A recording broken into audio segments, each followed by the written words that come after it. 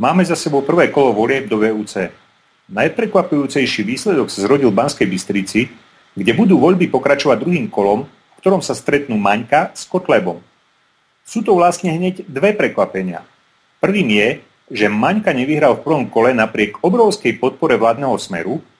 Druhým, že Kotleba napriek minimálnej volebnej kampani skončil druhý. A aké to má následky na tzv. Demokraciu? Náš pán premiér sa už stihol otvorene vyjadriť, že žiaden pravicový extrémizmus nebude riadiť župu. Pánovi Ficovi by som rád vysvetlil niekoľko vecí, ktoré očividne nechápe. Každý jeden z politikov tvrdí, že výsledky volieb sú záväzné pre každého.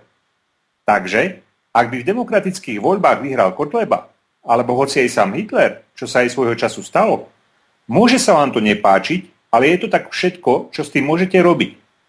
Naznačovať, že v prípade výhry Kotlebu by mohol dôjsť k istým opatreniam, to nie je iba nedemokratické, to je priamo bolševické a totalitné. A že už boli prvé kroky v tomto smere urobené. Masmédia jednotne hovoria o Kotlebovi ako o pravicovom extrémistovi či nacistovi. Pričom sa tieto dva pojmy vzájomne vylučujú, čo však nikomu nevadí. Nacizmus vždy bol, je a aj bude ľavicová ideológia.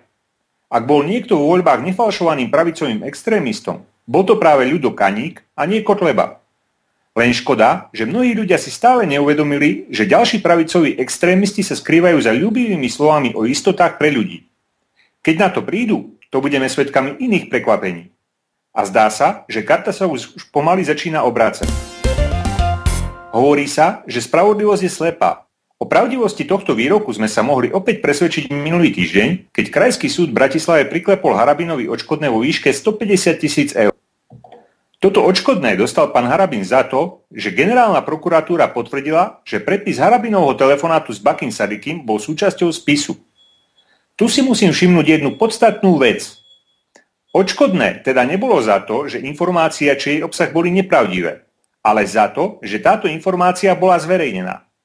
Pani Spravodlivosť by si mala dať dole šatku z očí a začať súdiť aj na základe toho, čo vidí, nie iba na základe toho, čo počuje.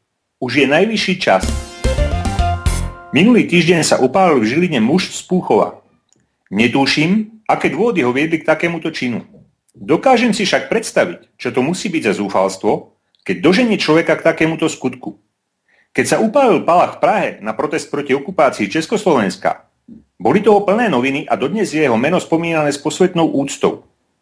Od roku 1989 došlo na Slovensku k viacerým, aj dokonaným, pokusom o samovraždu upálením, čo je jedna z najhorších a najbolestivejších smrtí. Tieto obete však nikto nespomína. Ale prečo?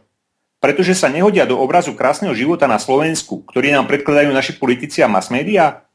Pretože tieto činy páchajú ľudia v zúfalej životnej a sociálnej situácii, do ktorej ich dohnali vlády a zákony tohto sociálneho štátu?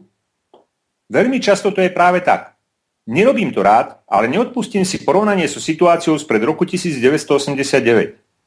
Napriek tomu, že bola situácia taká, ako bola, prípady samovraždy upálením v podstate neexistovali. Nikto nepociťoval potrebu demonštratívne poukazovať na svoje problémy takýmto konečným riešením. A to ma dovádza k ďalšej myšlienke.